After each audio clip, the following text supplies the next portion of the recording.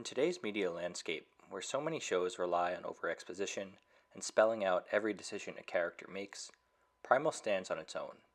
It's an animated show with almost no dialogue, yet it manages to deliver more emotion, character development, and tension than most modern shows. Instead of relying on dialogue to establish a premise, develop its characters, and advance its story, Primal communicates through subtle visual details, riveting action sequences, and a stellar soundtrack.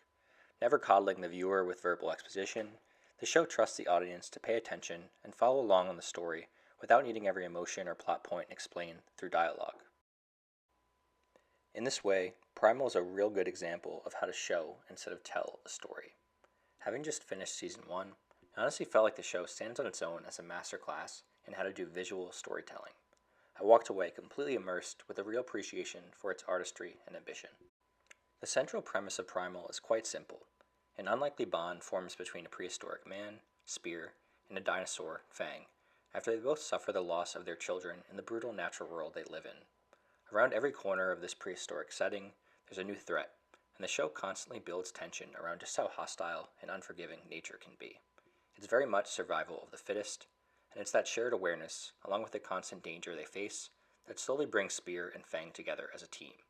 Their relationship starts more like a rivalry, with Spear and Fang trying to one-up each other while hunting, but as they grow more familiar with one another, they realize they stand much better chance of surviving if they work together. The creators get really inventive with the kinds of threats Spear and Fang face once they team up, leveraging the full potential of the animated medium to bring these obstacles to life. They battle extreme heat, freezing blizzards, a sea of venomous snakes, and a pack of vengeful woolly mammoths, just to name a few. Each encounter is gripping, not just because of the stellar animation, but because of the tense atmosphere the show manages to create through a variety of jarring sounds. Each battle is accompanied by primal roars, grunts, and yells, showing that these fights aren't clean or heroic. They're desperate struggles for survival, where every hit feels heavy and every injury matters. The battles are raw, violent, and fast-paced, and the show pulls you right into the chaos. But what elevates Primal even further is that the show isn't just non-stop violence. It often takes time to slow down and reflect on loss and quieter, more human moments. While death and predation are inevitable in the world of Primal, there's also a real sense of reverence for fallen creatures. You see it in the way the focus lingers on the eyes of dying animals, or in other scenes like when the woolly mammoths take time to honor the members of their herd who have passed.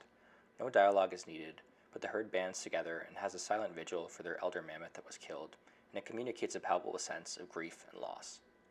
And Spear, despite his brutal capacity for violence and destruction, also shows moments of vulnerability, as well as empathy towards the creatures he kills.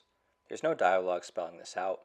It's all communicated through facial expressions, body language, sighs, and grunts, but in some cases, it communicates more than words can. The show does a great job at providing detailed micro-expressions on the faces of its characters, and this is most evident with Spear and how he typically communicates emotions. It's clear that the loss of his family still haunts him, as shown through various flashbacks in Season 1, and this gives him a deeper appreciation for the pain of loss. By the end of Primal Season 1, I found myself completely immersed in the story and really empathetic toward the struggles that Fang and Spear go through and the bond they build. It's rapidly becoming one of my favorite shows to explore the man and beast team-up trope.